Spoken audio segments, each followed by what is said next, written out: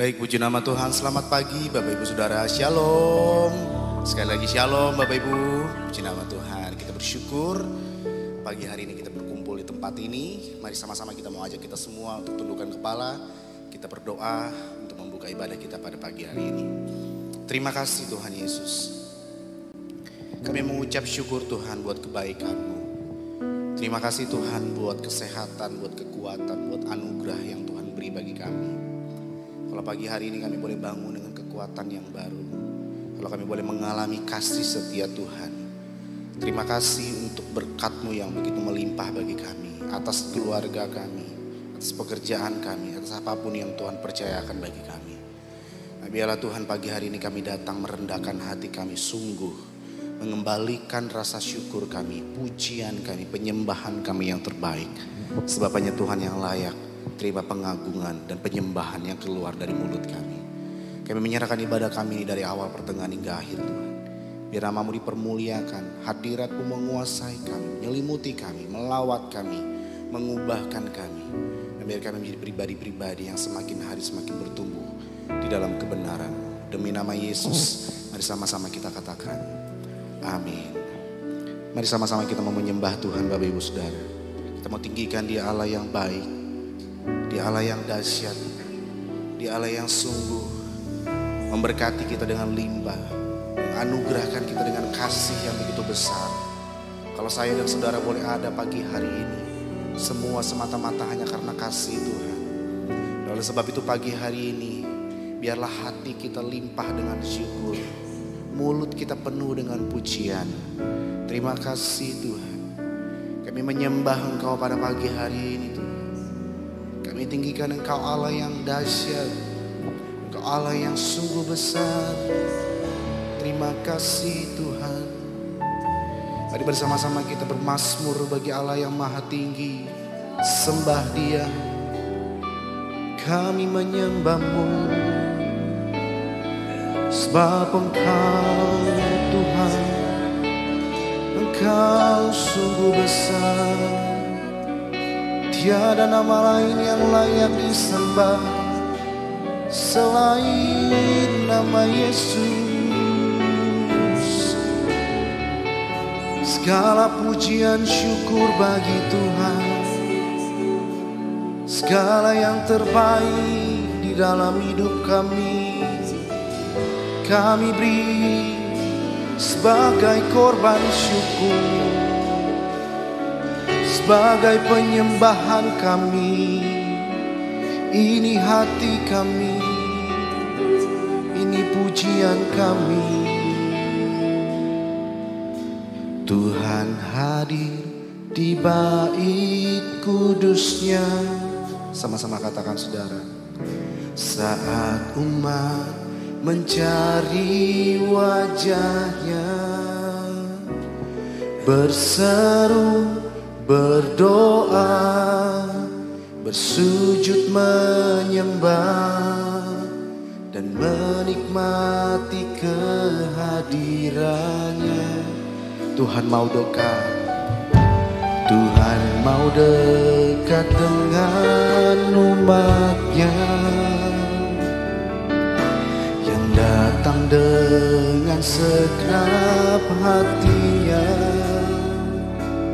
Berseru, berdoa, bersujud menyembah, dan menikmati kehadirannya. Katakan saudara, hadirat-Mu memenuhiku, hadirat kudus-Mu penuhi bait-Mu, dan ku tersungkur menyembah-Mu. Yang ku nampak hanya kemuliaan-Mu. Boleh sama-sama kita berikan tepuk tangan buat Tuhan kita. Katakan saudara, Tuhan hadir di bait kudus-Nya. Saat umat mencari wajah-Nya, berseru, berdoa, bersujud menyembah, dan menikmati kehadiran. Engkau mau dekat dengan setiap kami. Tuhan mau dekat dengan umat-Nya yang datang dengan segenap hatinya,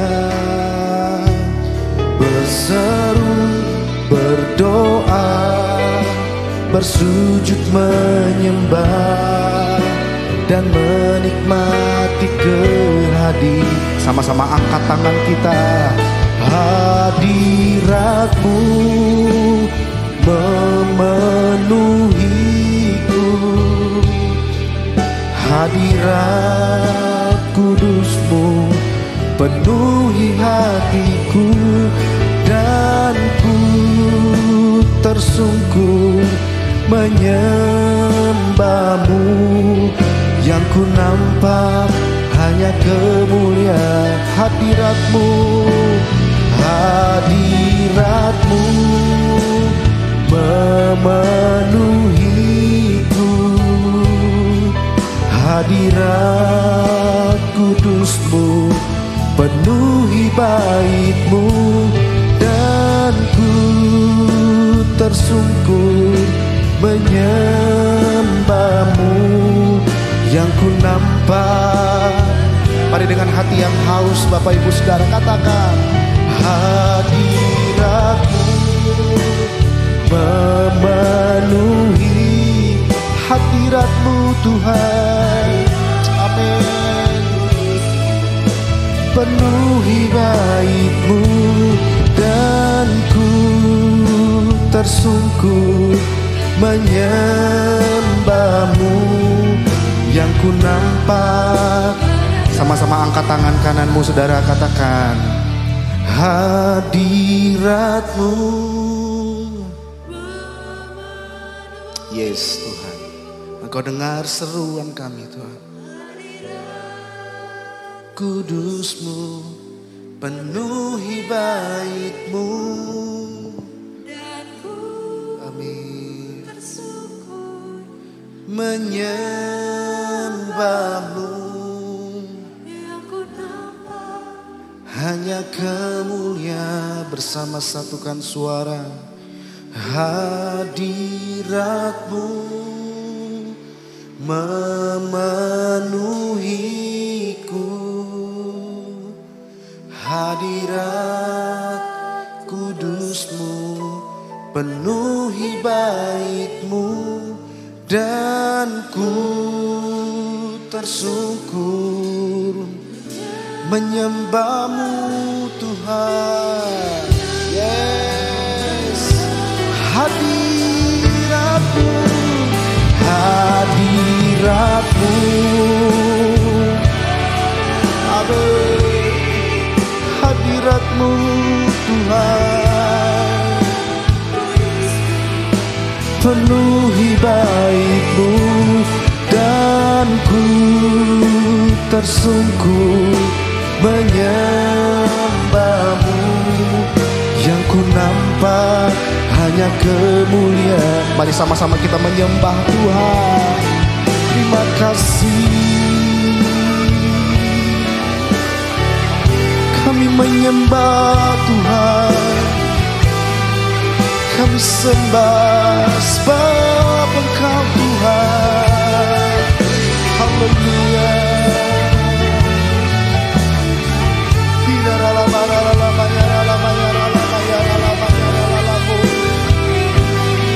Kami menyembah Engkau Allah yang kudus Tuhan.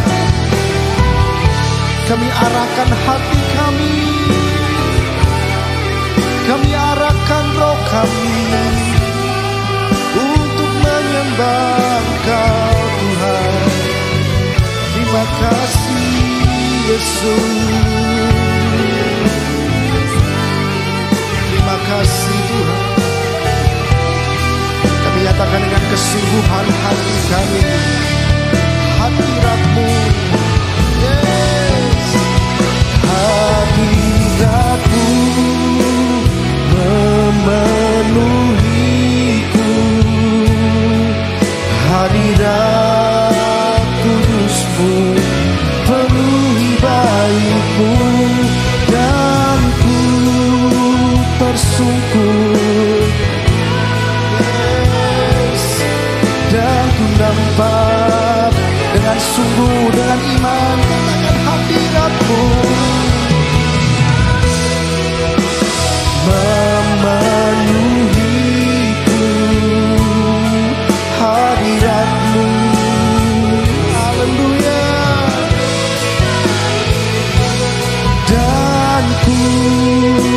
tersungkur menyembah-Mu.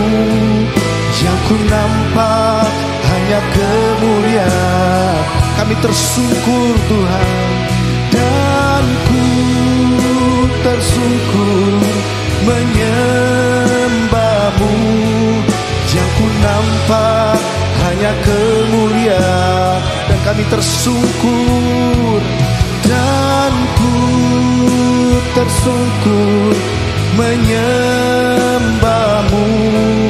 Yang ku nampak hanya kemuliaan-Mu. Mari sekali lagi kita menyembah Dia di dalam roh dan kebenaran. Kami sembah Engkau Tuhan, kami sembah Engkau kudus.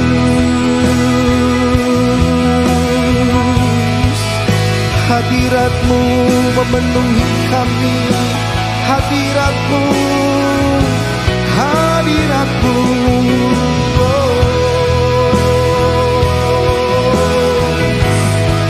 Kami rasakan kuasa-Mu Tuhan.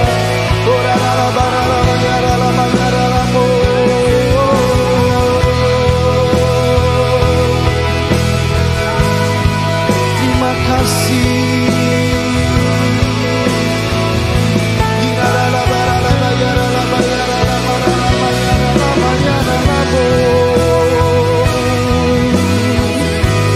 Ini hati kami Tuhan, ini hidup kami. Kami nyatakan Engkau Allah yang besar, Engkau Allah yang sungguh dahsyat. Terpujilah nama-Mu Tuhan.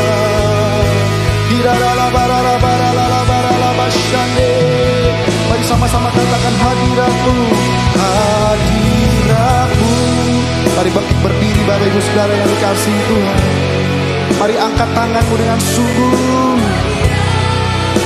Kudus-Mu penuhi baik-Mu, dan ku tersungkur menyembah-Mu.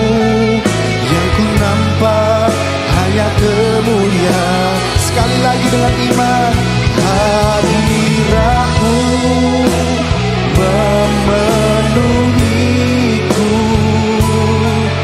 hadirat kudus-Mu penuhi baik-Mu, dan ku tersungkur menyembah-Mu.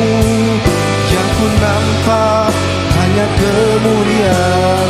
Kami tersungkur, dan ku tersungkur menyembah-Mu.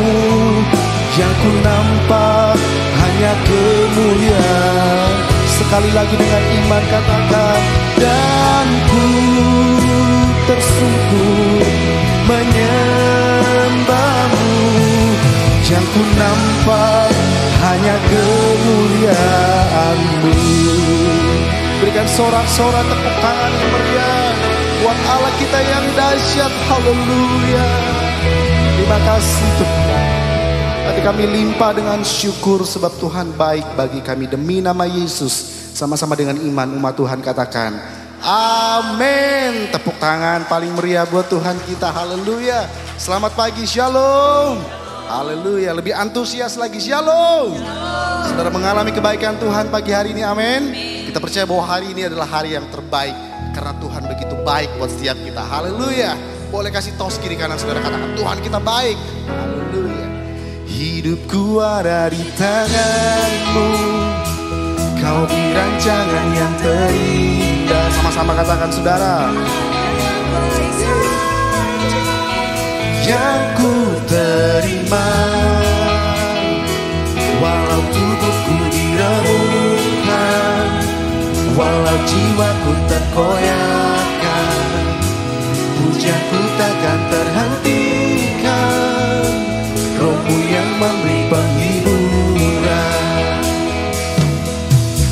akan ku pikul salibku, cukuplah kasih setia-Mu. Ku bertahan, Kau buatku teguhkan imanku. Katakan mau tetap. Semua bertepuk tangan di atas kepala, come on.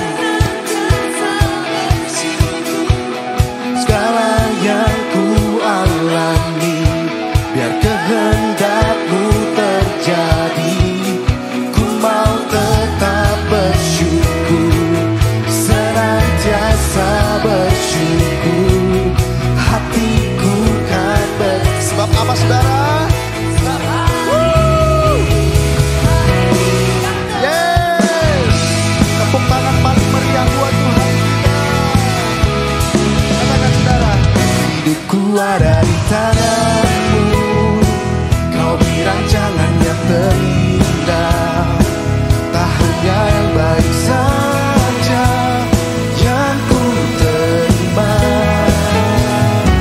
Walau tubuhku diremukkan, walau jiwaku terkoyakkan, pujaku takkan terhentikan. Roh-Mu yang memberi penghibur, katakan akan kupikul, akan kupikul salibku.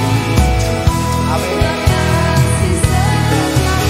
Ku bertahan, Kau kuatku, teguhkan imanku. Ku mau tetap bersyukur, ku mau tetap bersyukur, senantiasa bersyukur. Segala yang ku alami, biar kehendak-Mu terjadi. Ku mau tetap bersyukur, senantiasa bersyukur.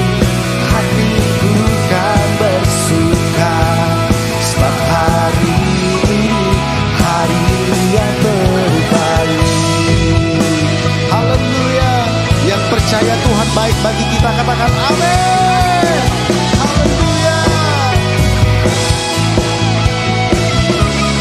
Terima kasih Tuhan, akan kupikul salib. Cukuplah kasih setia-Mu, ku bertahan, Kau kuatku, teguhkan. Sekali lagi katakan, akan kupikul salibku. Cukuplah kasih setia-Mu, ku bertahan, Kau kuatku, teguhkan imanku. Ku mau tetap bersyukur, senantiasa bersyukur. Segala yang ku alami, katakan saudara, amin. Ku mau tetap bersyukur, senantiasa bersyukur. Hatiku kan bersuka, sebab hari ini hari yang terbaik. Sebab hari ini, sebab hari ini hari yang terbaik. Sekali dengan iman, sebab hari ini hari yang terbaik. Haleluya. Seberapa banyak yang bangga memiliki Allah seperti Yesus. Amin saudara. Mari dengan iman antusias, sekali lagi kita mau bersorak-sorai bagi Allah kita yang dahsyat. Haleluya. Terima kasih Tuhan.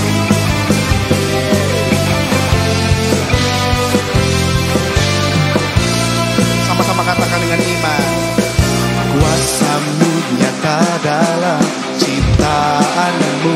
Katakan kasih-Mu, kasih-Mu nyata dalam perbuatan-Mu. Ajaib dan perkasa besar dan mulia, tak ada Tuhan seperti Kau. Sekali lagi sama-sama saudara katakan, kuasa-Mu nyata dalam ciptaan-Mu. Kasih-Mu, kasih-Mu nyata dalam perbuatan-Mu. Ajaib dan perkasa besar dan mulia, tak ada Tuhan seperti Kau. Katakan ku bangga, ku bangga memiliki-Mu. Ku ada untuk menyembah-Mu selamanya.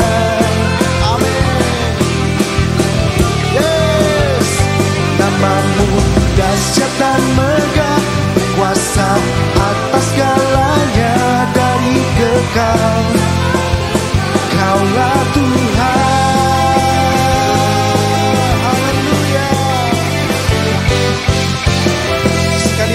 sama-sama saudaraku.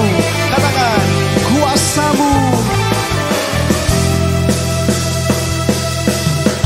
Kuasamu nyata dalam ciptaanmu,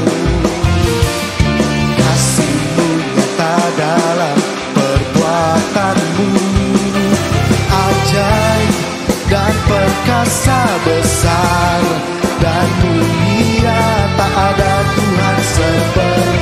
Mari dengan antusias angkat tanganmu, katakan, ku bangga memilikimu. Amin. Selamanya kaulah Tuhan. Yes. Namamu dahsyat dan megah, kuasa atas segalanya dari kekal. Kaulah Tuhan.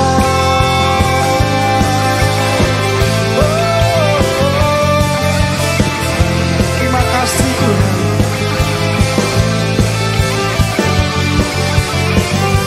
Katakan saudara, ku bangga memilikimu, menyembahmu.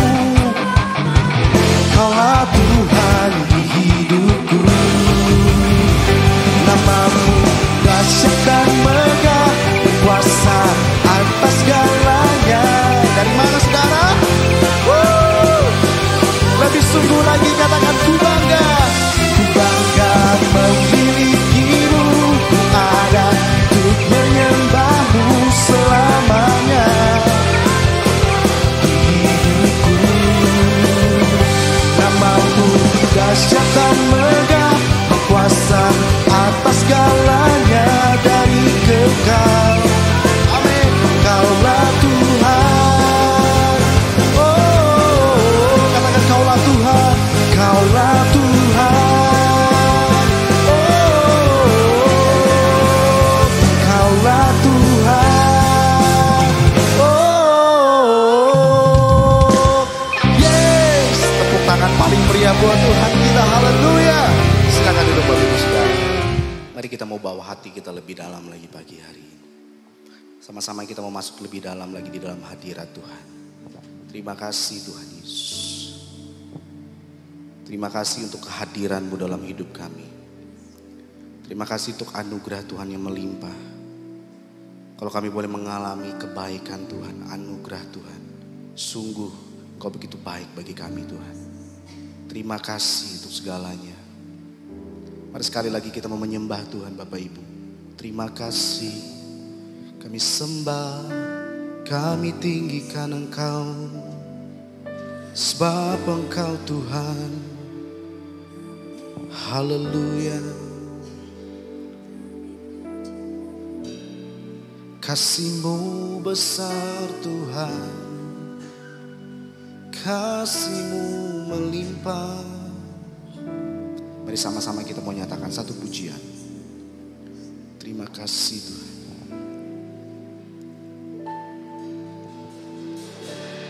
Kasih-Mu temukanku, berharga di mata-Mu. Kau berikan hidupmu menjadi manusia di dalam gelap, di tengah gelap dunia. Terang-Mu beri harapan. Kau tinggalkan semua untuk selamatkanku dan ku akan memuji nama-Mu selamanya, hanya menyembah Kau Yesus. Kau juru selamatku, lahir di hatiku, mengubah hidup. Mari sama-sama kita mau belajar pujian ini, saudara. Di tengah gelap dunia, di tengah gelap dunia, terangmu beri harapan. Kau tinggalkan semua untuk selamatkanku, dan ku akan memuji namamu selamanya, hanya menyembah Kau Yesus. Kau juru selamatku, lahir di hatiku, mengubah hidupku, dan ku akan memuji namamu selamanya, hanya menyembah Kau Yesus. Kau juru selamatku, lahir di hatiku, mengubah hidupku. Mari kita sembah Dia. Engkau Tuhan yang lahir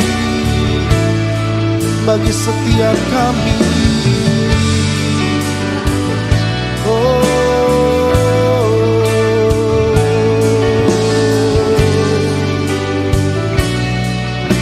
Sama-sama katakan, dan ku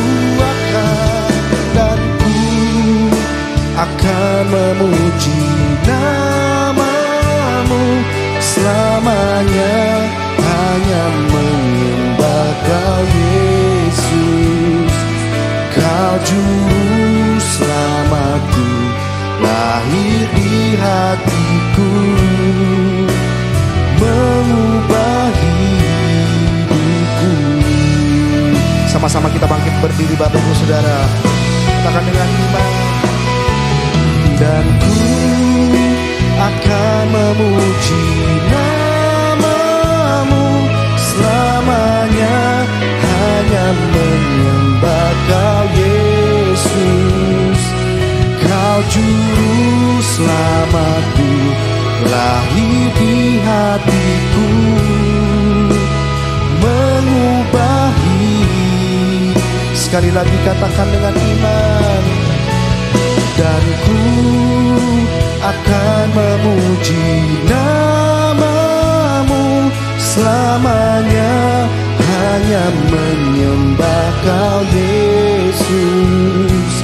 Kau juru selamatku, lahir di hatiku, mengubah hidup. Kau juru selamatku, Kau juru selamatku, lahir di hatiku, mengubah hidupku. Sekali lagi.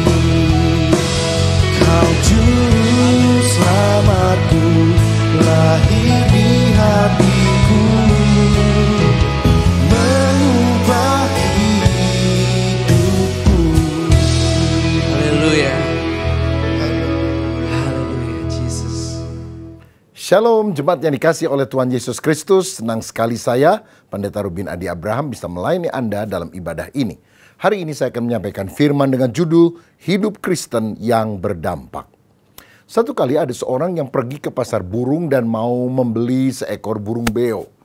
Dia tunjuk burung yang pertama dan penjual burung berkata, ini harganya 2 juta karena dia bisa nyanyi 2 lagu. Kalau yang itu 5 juta karena dia bisa nyanyi 5 lagu. Kalau yang pojok, oh itu tidak saya jual. Loh kenapa? Sebab dia punya keunikan, bila dia menyanyi semua burung di pasar burung ini ikut berkicau. Saudara, itulah dampak, pengaruh. Apa yang kita lakukan itu sungguh menginspirasi dan menggerakkan orang lain untuk melakukan sesuatu. Dan itulah yang Tuhan inginkan juga dari kita. Kalau saya baca dalam Matius 5 ayat 13 sampai 16, Alkitab berkata, "Kamu adalah garam dunia, jika garam itu menjadi tawar, dengan apakah ia diasinkan? Tidak ada lagi gunanya selain dibuang dan diinjak orang. Kamu adalah terang dunia. Kota yang terletak di atas gunung tidak mungkin tersembunyi. Lagi pula orang tidak menyalakan pelita lalu meletakkannya di bawah gantang, melainkan di atas kaki dian sehingga menerangi semua orang di dalam rumah itu. Demikianlah hendaknya terangmu bercahaya di depan orang supaya mereka melihat perbuatanmu yang baik dan memuliakan Bapamu yang di sorga." Saudara, saya percaya Tuhan ingin agar kita menjadi orang Kristen yang bisa menularkan hal-hal yang positif kepada lingkungan kita.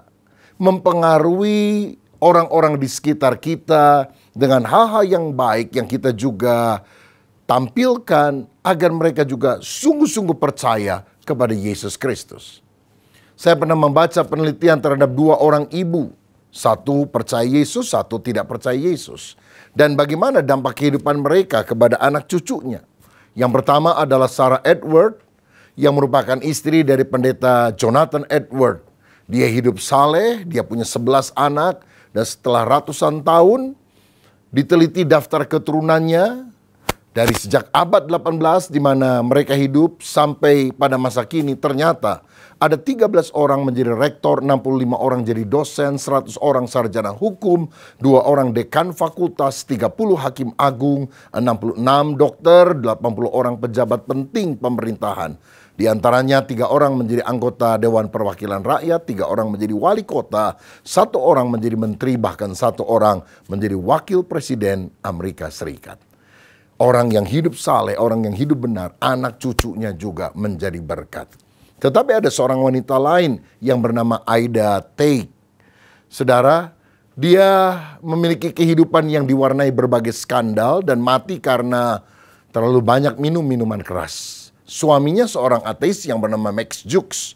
Dan setelah diteliti dari 700 daftar keturunannya, 100 anak itu adalah anak haram, 181 menjadi pelacur, 142 orang menjadi pengemis, 46 orang menjadi narapidana. Saudara, kita melihat di sini kalau kita hidup benar, anak cucu diberkati, tapi kalau kita tidak benar, pengaruh buruk itu sampai pada keturunan yang akan datang, merugikan masa depan kita dan juga tentu pada masa hidup kita. Kita juga tidak menjadi berkat bagi orang lain. Nah, jika demikian, apa yang kita butuhkan supaya kita menjadi orang Kristen yang berdampak positif kepada orang lain? Ada 3 K saya mau bagikan. Yang pertama yang dibutuhkan adalah karakter yang indah. Ayat 16 tadi dikatakan, hendaklah mereka melihat perbuatanmu yang baik dan memuliakan Bapa yang di sorga. Ayat 13 juga berkata, kamu adalah garam dunia. Tentu kita ingin menjadi seperti garam yang punya kualitas baik, memberi rasa pada semangkuk sup yang hambar, sehingga menjadi bumbu penyedap yang dibutuhkan. Beda dengan garam yang tawar, yang tidak ada lagi gunanya selain dibuang dan diinjak oleh orang. Saudara, karakter indah inilah yang akan menarik orang kepada Kristus. Salah satu media film yang sangat efektif yang menyebabkan banyak orang percaya kepada Tuhan adalah film Jesus. Nah, karena digambarkan di sana Yesus yang dinyatakan di dalam 4 Injil, Matius, Markus, Lukas, Yohanes, yaitu Yesus yang penuh kasih, melakukan banyak mujizat untuk menolong orang lain, bahkan dia mati tapi bangkit kembali. Dan banyak perbuatan-perbuatan yang baik itu ditampilkan di dalam film Jesus itu. Sehingga ada orang yang bahkan berkata begini, dia bukan orang percaya asalnya. Kalau Yesus sebaik itu, saya mau jadi Kristen. Karena saya sebetulnya tidak tahu Yesus itu seperti apa. Saudara-saudara, jadi kita sungguh-sungguh harus menampilkan karakter yang baik.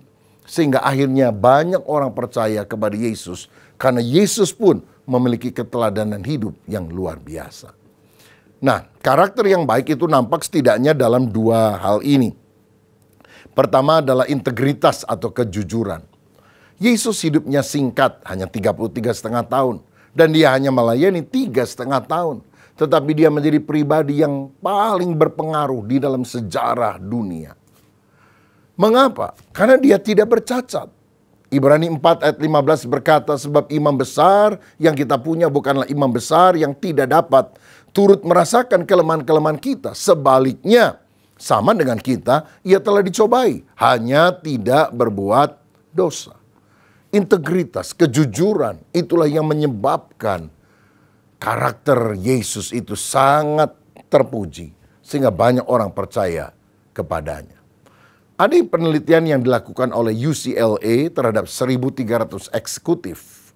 Dan ternyata setelah diteliti 71% di antara mereka menjawab bahwa kesuksesan di dalam bisnis, unsur yang paling penting adalah integritas atau kejujuran. Kalau saudara nipu orang, engkau bisa dapat keuntungan yang lebih besar. Tapi sekali orang tahu, habis hidup saudara. Engkau tidak akan dipercaya lagi. Karena tidak ada trust, kepercayaan yang orang lihat dalam kehidupan kita. Nah, kita harus mempertahankan integritas ini. Hidup seperti apa yang dikatakan, memegang janji, benar dalam perkara kecil. Bukan berarti kita sudah sempurna. Tetapi kalau kita melakukan kesalahan, dengan jujur kita harus mengakui kalau kita keliru dan kita ingin memperbaiki diri. Saudara, karakter itu akan menghasilkan reputasi yang baik. Tetapi karakter itu lebih besar atau lebih penting daripada reputasi. Karena reputasi itu tampilan luar kita, kemasan luar. Sedangkan karakter adalah isi yang ada di dalam. Reputasi bisa dibentuk sesaat, pencitraan, tetapi karakter dibangun seumur hidup.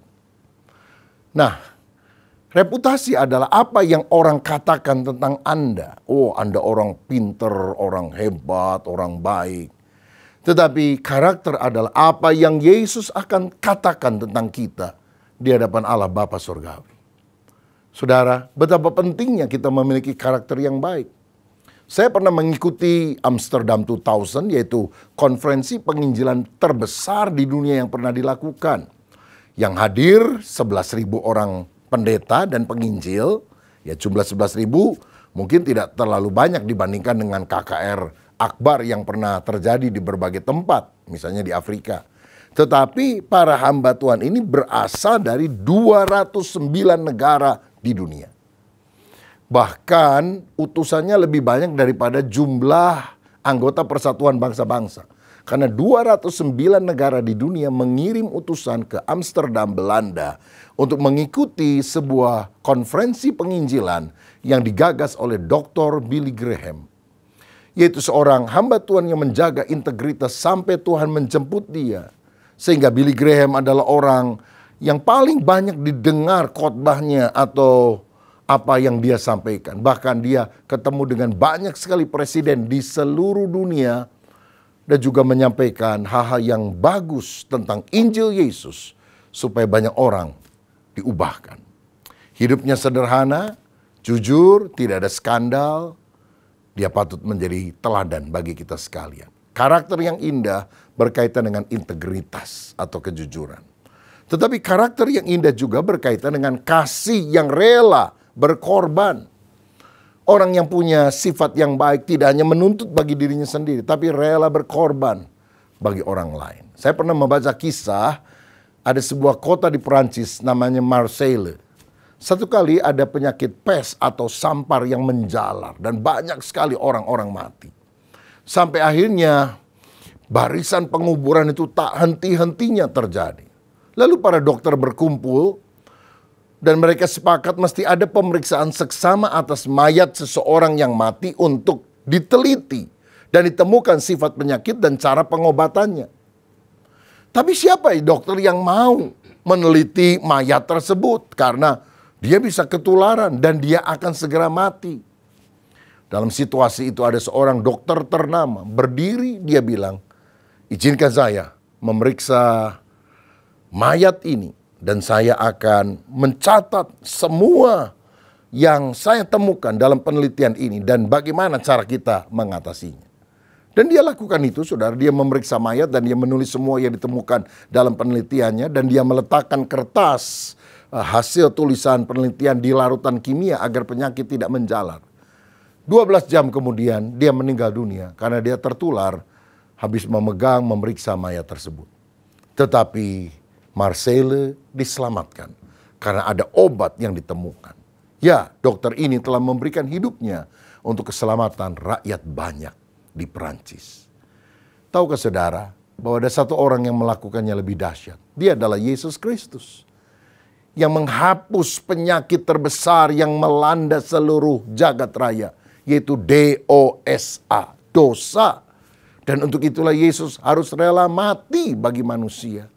Karena dia tergerak oleh belas kasihan, sebab kalau dia tidak mati di kayu salib untuk menanggung dosa manusia, semua manusia akan binasa masuk ke dalam neraka.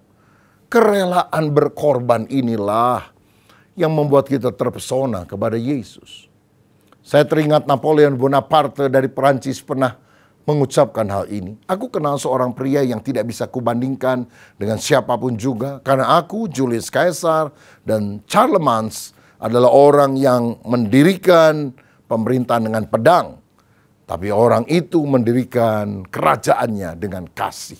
Dan hari ini jutaan orang rela mati bagi dia. Kalau aku masuk sebuah ruangan, semua orang akan berdiri memberikan tepukan tangan untuk aku. Tapi kalau pria itu masuk ruangan yang sama, tidak ada yang berdiri dan bertepuk tangan.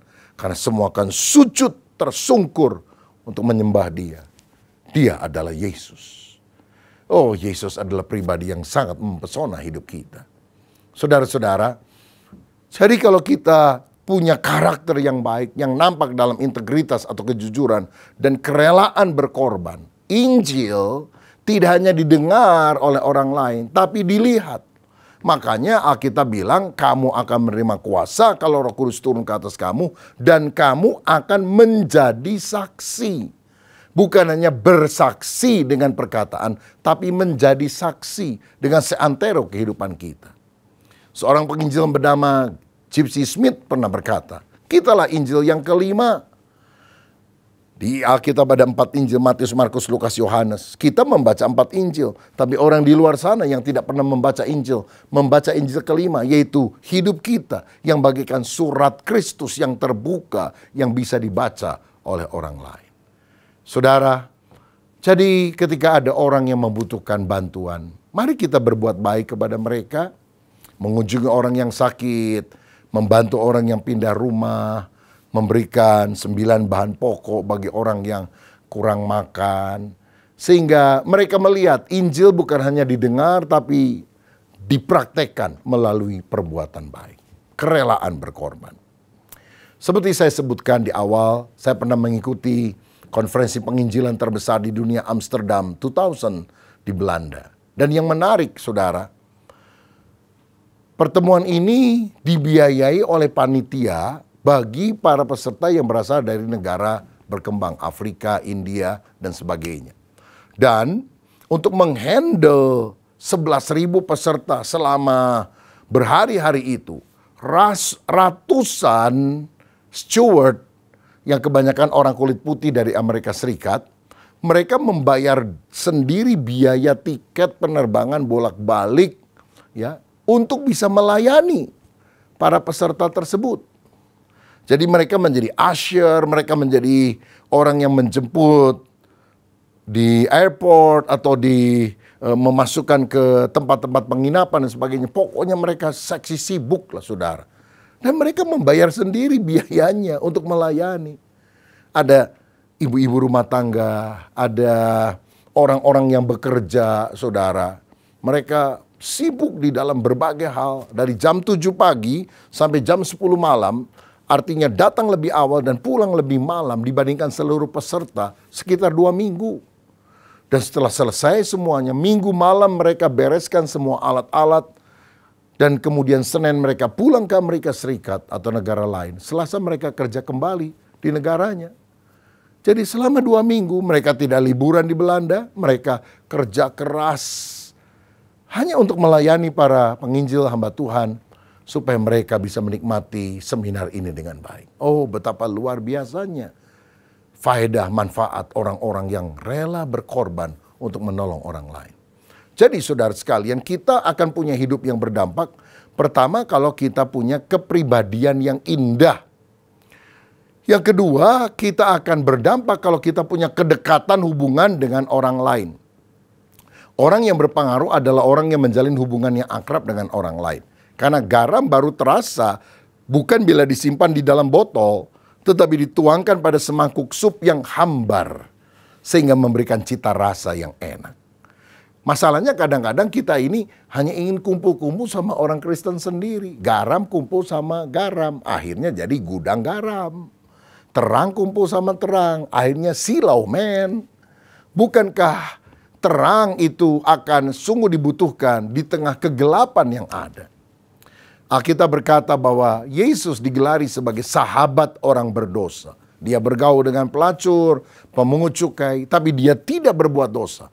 Dia justru menarik dan mengubahkan orang-orang itu menjadi manusia baru. Jangan kita hanya kumpul diri sendiri dengan orang-orang yang sudah percaya, lama-lama menjadi komplotan suci mungkin. Tapi Tuhan ingin kita juga menjangkau orang-orang yang belum diselamatkan. Ada sebuah riset yang dilakukan oleh George Barna dan tim di Amerika. Orang yang menerima Yesus karena mendengar khotbah pendeta itu 13%. Karena ikut KKR 5%. Ada program PI, pekabaran Injil yang dilakukan gereja itu 5%. Mengalami kesembuhan ilahi, bertobat 5%. Ikut kelas pemuridan 4%. Bertobat karena retreat 4%. Menerima Yesus karena kematian keluarga dekat 4%. Faktor-faktor lain yang menyebabkan mereka bertobat ada 16%, tapi mayoritas atau 44% Injil yang disampaikan oleh temannya. Itulah yang membuat mereka menjadi percaya kepada Yesus. Jadi metode penginjilan yang paling efektif sebetulnya friendship evangelism. Penginjilan lewat persahabatan, di mana kita ajak teman kita ke kelompok sel, ke gereja, supaya mereka juga mendengar kabar baik tentang Yesus. Makanya kita perlu membangun hubungan yang baik. Mungkin lewat olahraga bersama, ya naik sepeda bareng, jogging bareng, sambil cerita tentang kebaikan Tuhan. Ajak makan, ngobrol-ngobrol. Lalu kemudian kalau kita ada syukuran, ulang tahun atau apapun yang lain, kita ajak mereka makan, berdoa dulu, bersaksi. Sehingga mereka akhirnya mulai mendengar tentang siapa itu Yesus. Ada seorang instruktur senam, saudara, seorang ibu, kalau dia ajak senam ibu-ibu yang lain, dia putarkan lagu Caca Rohani. Wah, sambil goyang-goyang. Tiada ku ragu lagi untuk mengikutmu Yesus. Ya, saudara, itu nyanyi lagu-lagu semangat yang medley bersambung-sambung. Dan kemudian setelah selesai senam, latihan, ada ibu yang tanya, lagunya enak banget ya. Saya boleh nggak dengerin itu lagu? Beli di mana ini? CD-nya. Lama-lama dia tertarik dengan lagu rohani. Bahkan dia mulai mengenal Yesus. Dale Carnegie pernah berkata, kesuksesan itu 15% ditentukan oleh faktor IQ. Tapi 85% kesuksesan seseorang disebabkan oleh kemampuan dia berhubungan, berelasi dengan orang lain. Makanya kita harus hidup rukun, jadi berkat bagi orang lain yang belum percaya. Taburlah benih Injil. Dan ketika kita melakukan kebaikan terus, mungkin orangnya belum langsung percaya. Tapi satu kali ketika mereka mengalami kesulitan dalam hal hidup, mereka tahu siapa yang harus dihubungi bila mereka membutuhkan hal itu. Dan orang itu adalah Anda. Yang ketiga, yang terakhir, bagaimana supaya kita memiliki hidup yang berdampak bagi orang lain? Kita harus memiliki kesediaan memberitakan Injil. Ayat 14 tadi dikatakan hendaknya terangmu bercahaya di depan orang. Sehingga mereka melihat perbuatanmu yang baik. Jadi kita juga harus membuat semuanya menjadi jelas terlihat. Terang yang bercahaya. Pemberitaan Injil yang disampaikan dengan kata-kata sederhana supaya orang faham, mengerti.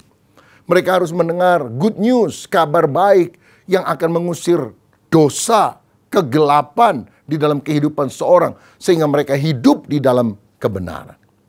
Saya teringat satu kali ada seorang ayah memberikan uang masing-masing 100.000 kepada anaknya dan berkata, Kamu lihat ada gudang papa yang sedang kosong, coba kamu beli apa saja, pokoknya penuhi gudang ini sampai penuh. Saudara-saudara, anak yang pertama membeli jerami, lalu berusaha memenuhi gudang tersebut. Anak kedua membeli balon, lalu berusaha memenuhi gudang tersebut. Ya cukup banyak balonnya, tapi ya belum penuh tentunya. Tapi anak yang ketiga memberi beberapa batang lilin, lalu ditaruh di berbagai sudut di gudang tersebut. Dan dia nyalakan lilin.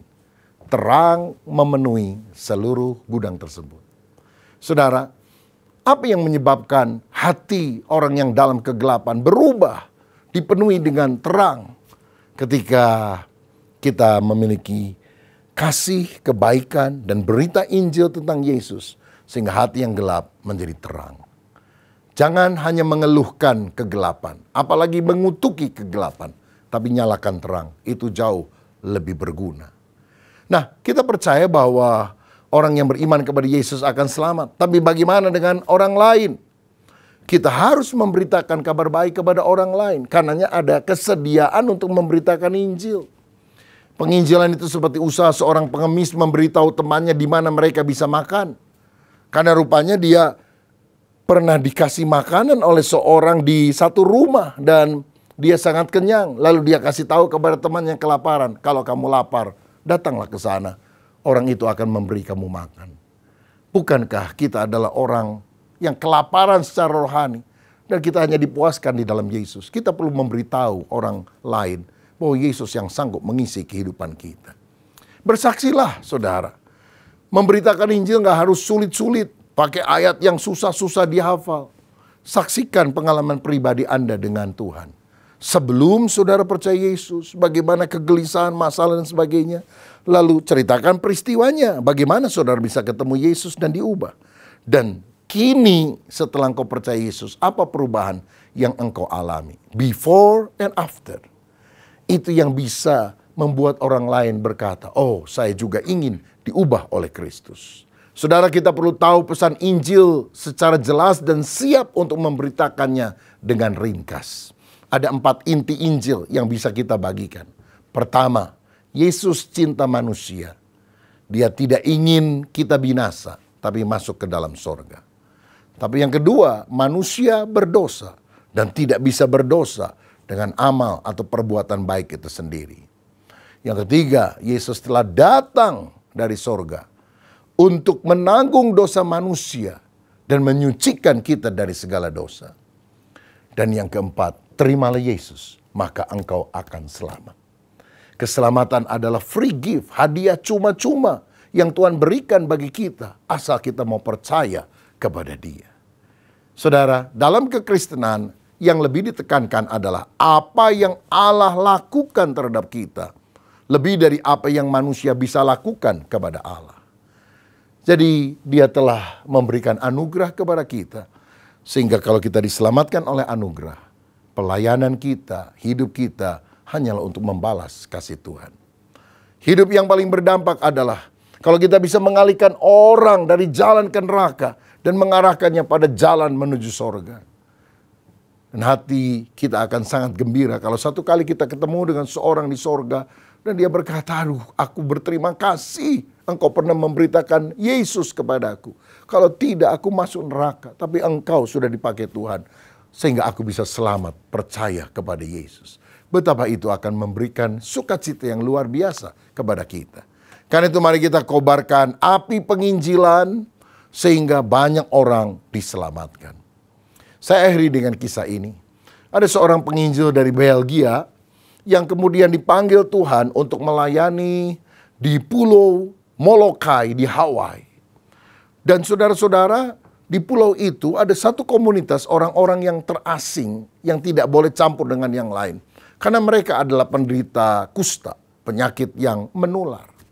Dan penginjil ini setiap hari memberitakan kabar baik, kabar pengharapan kepada mereka sehingga banyak orang akhirnya mulai membuka hati percaya kepada Yesus. Sampai satu kali ketika dia memasak air panas, tangannya tidak lagi bisa merasa bahwa air itu air panas. Dan saat itu dia sadar, dia ketularan penyakit kusta tersebut, saudara. Dan hari itu waktu dia menyampaikan firman kepada orang-orang yang sakit kusta, dia berkata begini, "Shalom saudara-saudaraku." Biasanya dia hanya berkata, "Shalom saudara-saudaraku seiman." Tapi sekarang dia berkata, "Shalom saudara-saudaraku." Karena apa?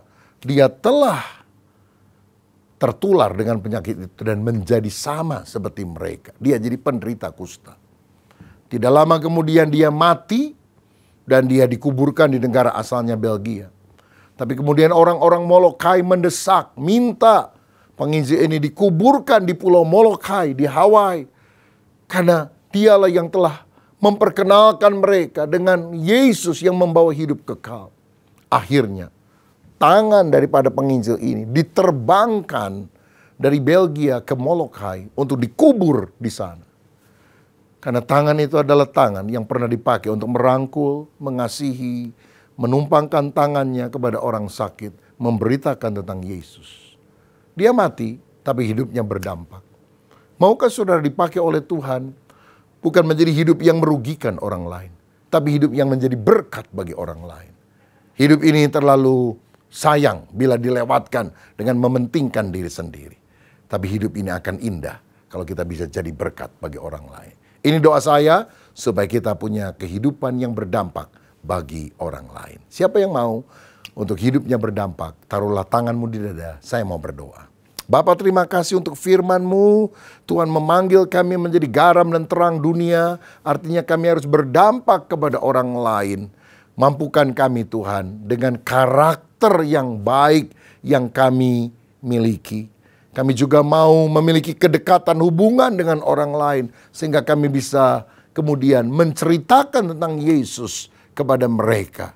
Dan kami percaya kalau hidup kami dipersembahkan untuk kemuliaan nama Tuhan, Tuhan akan memakai kami untuk hormat nama Yesus. Di dalam nama Yesus kami berdoa dan bersyukur. Haleluya. Amin. Tuhan Yesus memberkati. Tuhan, terima kasih kalau kami hadir di tempat ini karena penyertaan Tuhan.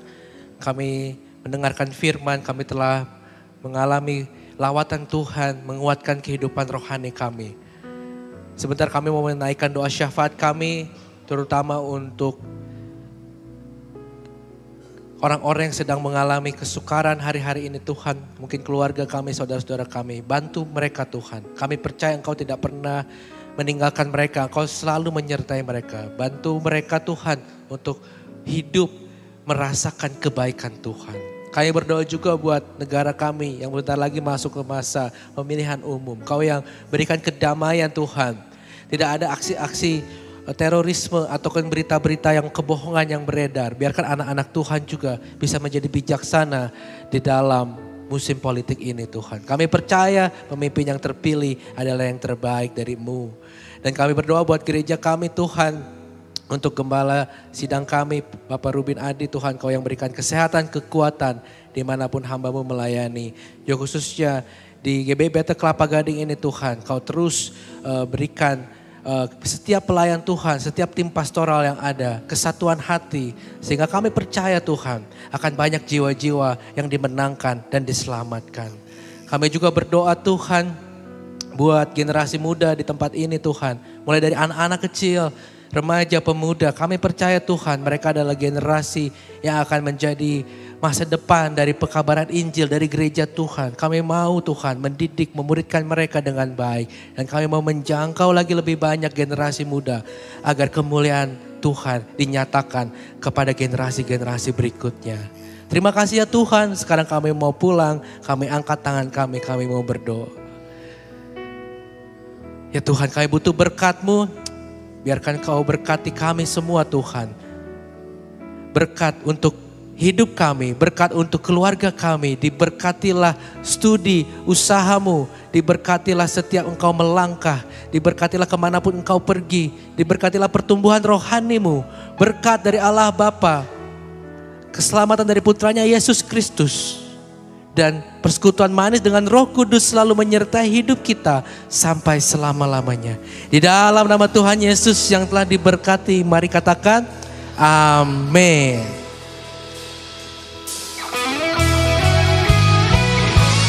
Kemuliaan